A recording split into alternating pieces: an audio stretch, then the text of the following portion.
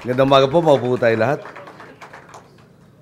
Chairman Al-Haj Murad Ibrahim, Chairman of the Peace Panel Mohager Iqbal, Governor Ismail Magunda Dato, Governor Mujib Hataman, Representative Jess Sakdalan, Representative Daisy Fuentes.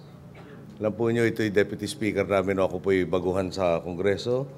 At kasamahan rin natin siyang mga naapi nung panahon ng martial law. Ating workhorse ng Liberal Party, ang ating Secretary General Mel Senen Sarmiento.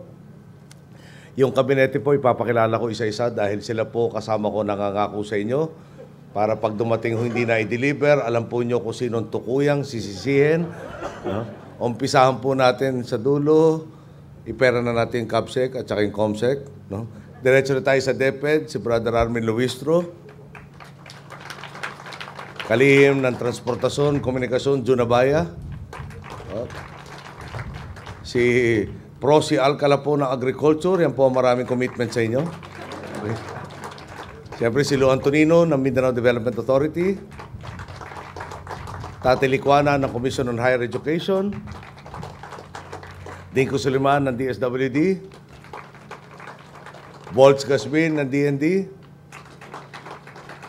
Ike Ona ng Department of Health.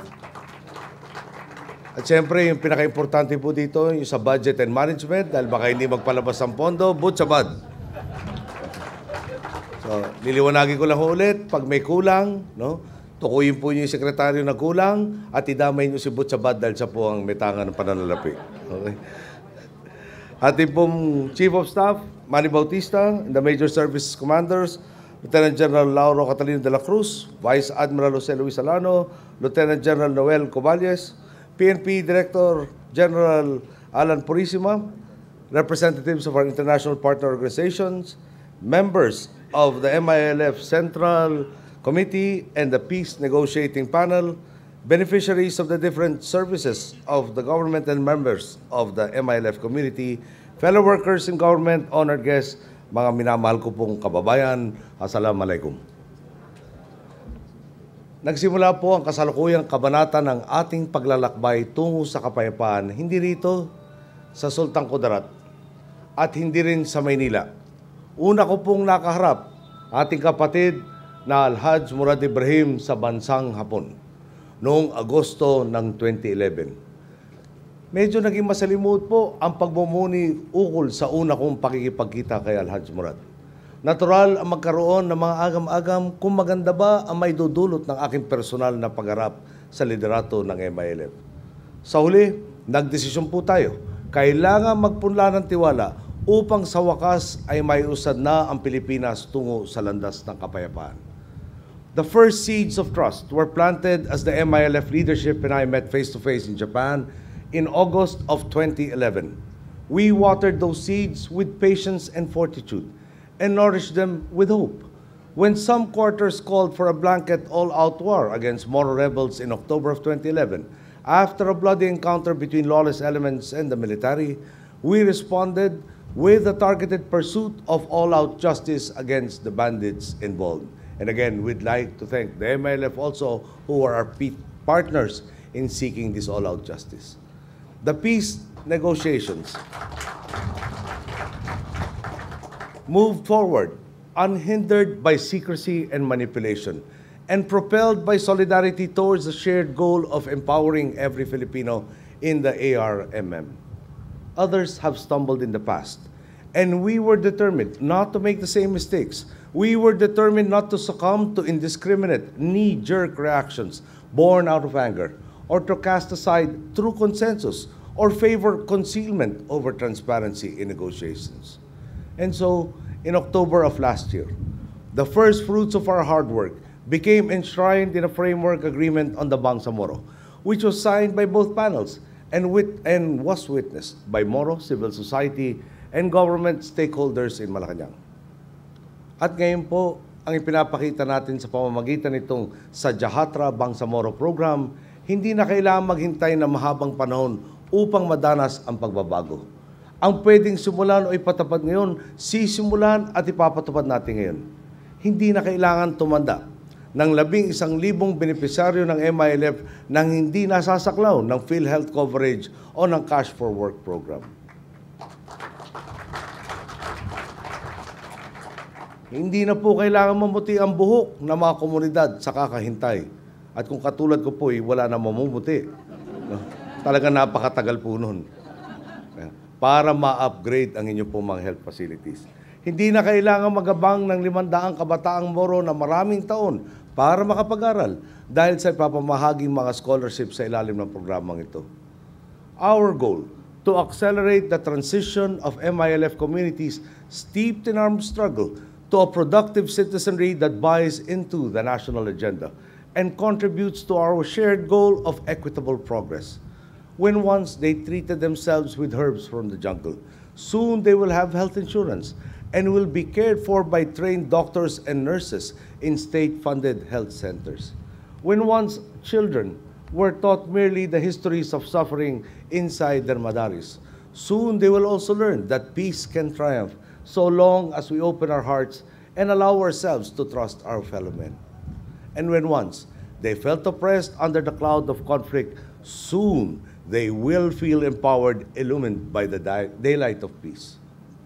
Simula pa lamang po itong Sadyahatra Bangsamoro Program, isang sakay sa malawak na estratehiya ng pag-aangat ng buhay ng ating mga mamamayan. At pagsigurong walang Pilipinong maiiwan sa pagtahak ng tuwidadaan. Halimbawa po, ang kabutihing kalihim Prosi Alcala ng Department of Agriculture ay may isang kwento. May isa raw dating fourth-class municipality, sinuportahan sa pamamagitan ng Goat Racing Initiative. Ang balitang niya po sa atin ngayon, alas 10 pa lang raw ng umaga, nabili na ang lahat na karne ng kambing na pinagbebenta dito sa municipality ito. At mula 4th class po, ngayon raw po ay 2nd class municipality na ganong kalaki ang idinagdag ng income dahil lang po sa kambing. Pag lumingon po tayo sa kapaligiran, napaka-berde po ng tanawin. Marami po nakatiwangwang na pwedeng pagkakitahan ng mga nagbubungkal na lupang to. Bakit hindi pwede nangyari sa iba pa mga lugar ang mangyaring asenso dito po sa inyo? Ang mga isda pong hinuhuli sa mga laot ng ARMM, kapag nabuo ang bagong nautical highway, pwede nang umabot sa ibang bahagi ng Pilipinas nang hindi nabibilasa. Alam po niyo yung bagong nautical highway, inaasam-asam, na imbis na 3 araw ang lakbay Luzon, Mindanao, magiging 15 oras na lang. Kinakaya po natin pangarapin ang mga ito dahil sa tiwalang ipinapakita ng liderato ni kapatid na Alhaj Murad at ng Central Committee ng MILF at pati na rin ang ng inyong mga fighters. Alam ko pong hindi madali ang magbukas ng puso sa gobyerno matapos ang 4 na dekadang pakikipaglaban. Ngunit nakita po ni Alhaj Murad, ito na ang pagkahinog ng mga sakripisyo nyo. Ni Hashim Salamat na nauna sa kanya at ng napakarami pang mga kapatid na dumaan sa pasakit upang makamtan ang kapayapaan at sapat na kalinga mula sa Estado at sa gobyerno. Hindi na kailangan baril ang ipamana sa susunod na henerasyon ng mga Moro. Ang dati pong magkatunggali, ngayon naghahatakan na sa iisang direksyon. Parang may bunga sa tuktok na matayog na puno ng nyug na kay tagal na nating tinatanaw. Nagdesisyon po tayong tuntungan ang balikat ng isa't isa. Buo ang tiwala na walang biglang aalis at iiwan tayong nakalambitin sa puno habang pinipitas ang puno ng nyug na pagkatagal na natin lahat inaasa. Tandaan din po natin, may ilan pa rin nagtatayo ng balakid upang hadlangin ang ating tagumpay. Isipin po ninyo, kapag pumalpak ang ating mga inisyatiba, sa amin ni Alhaj Murad ang bato ng sisi, isasama ko na lang si Butsabat. Lahat po na naghirap para makarating sa puntong ito, ng liderato ng MILF, mga LGU na nakikisa sa ating adhikain, mga coordination agency, mga ulama, mga CSO, pati na rin po ang ating security sector, lahat po ng pinaghirapan natin mapupunta sa wala. Abot kamay na po ang bunga na kapayapaan kay tagal na nating inasam-asam. Ngayon pa ba tayo paghihinaan ng loob? nung kami po ay na-exile ng panahon ng Batas Militar, nakatira po kami sa Boston. At isa pong pamosong event po sa Boston ay tinatawag na Boston Marathon. Dito po sa marathon na to, halos yung sa huling milya na lang ng marathon, darating kayo sa isang pwesto ng Boston, ang tawag po nila ay Heartbreak Hill. Dahil pagkahaba-haba ho ng takbo, darating kayo sa dulo na, natataro na halos yung finish line, biglang paakyat. Imbis na pababaho, paakyat. Kumbaga ho, nandun na tayo sa puntong ito. Ang haba ho ng prosesong tinahak ng mga nauna sa atin para umabot tayo sa puntong itong nagkakaunawaan at intindihan. Alam po natin na mayroong mga ibang taong nakinabang nung may sigalot.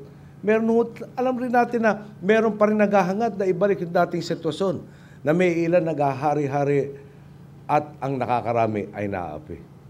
Kumbaga ho doon sa marathon, yun raw ho ang subukan. Pagdating sa Heartbreak Hill, meron ka bang puso? Meron ka bang dibdib talaga? O ikaw ba'y handang sumuko? Habang lumalapit tayo sa tuktok po nitong Heartbreak Hill, lalo magiging parang maintriga, mahirap ang proseso. Pero nagdala sa atin sa puntong to, pagtitiwala sa isa't isa. Kanina umaga po, kahapon, ang dami ho nagsasabi sa akin, good luck sa pagdalo ko sa inyo. Sabi po na sa akin, mag-ingat ako. Yung isa ho sabi, kailangan ba punta ka dyan? Ang sabi ko, ganito na lang ho. Kung magiging tuloy ako, sulit na yata yung sakripisyo ng isang noy-noy. Kapalit ng napakarami natin mga kababayan. At sinusuklihan ko lang naman ho, ang pagtitiwala nyo. Na talaga namang malayo-layo ang inabot nating pag-uunawa dahil handa tayong magbigay sa bawat isa. Dahil handa tayong isipin ang kapwa bilang kapwa Pilipino at hindi membro ng magkatunggaling mga paksyon. Noong dati po ay nag-aaway tayo at naging pahirapan para umangat. Ngayon naman na nagkasama-sama tayo, palagay ko ho, bago ako bumaba sa pwesto, ang magiging problema natin, iba na ho. Hindi na puputukan. Ang problema natin, traffic. Baka ang problema na ho natin, pag peace and order, hindi na po kidnapping. Baka bank hold up dahil marami na pong pera dito sa lugar niyo. Pero bago ho magtapos, ito ho ang pinaka-importante. Bakit po tayo nagkaunawaan? Ididiin ko po yung MILF, Central Leadership, parang kabaro ko talaga. Pag nagsalita sila, wala nagsasabing anong akin. Parating ano ang para sa amin. Parating inuunawa yung pinakamaliit bago yung pinakamataas. Iniintindi yung nakakarami bago yung sarili. Kung ganyan ho ang mga namumuno sa atin, paano pa ho tayo mapipigilan sa ating pag-asenso at maging kaganapan na po yung lupang pangako ng Mindanao maging pangakong nakita na, namalasa na, at talaga naman po nangyayari na. Ako po hindi na magpapakahaba tulad ho nyo. Tama na yung salita. Dire-diretso na tayo sa gawa. Meron pa tayo natitiran 3 years and 4 months. No? Dapat naman sana, sabi nga kanina ni Chairman, kailangan maging permanente ito at hindi depende sa mga taong nag-uusap ngayon. So, kailangan po natin paspasan lahat ng ginagawa natin para nga maging permanente na ito. At pagdating ng panahon nga ho, no? Siguro naman ho, pag natapos na po yung termino ko, baka naman may pagkalob na ho sa atin ng Diyos. No? Mag-honeymoon ho tayo siyempre. Baka maimbita ako ni Chairman at sabihin niya, dito ka muna magmerienda. At turista na tayo sa ARM dahil gano'n nakatahimik. No? Dahil ako naman po rin pareho nyo. Darating ang panahon. Kung papalarin ako, may susunod ho sa akin. No? May pamana natin sa susunod na salinlahi. Yeah? Hindi na karasan, hindi na pananakot, di ba? Hindi na kaba. Ngunit talagang tanda na lahat ay maatim o makukuha ng Pilipinong nagkakaisa. Magagawa po natin yan, wag lang tayong bibitaw sa pagtitiwala sa isa't isa. Magandang araw po, maraming salamat sa lahat.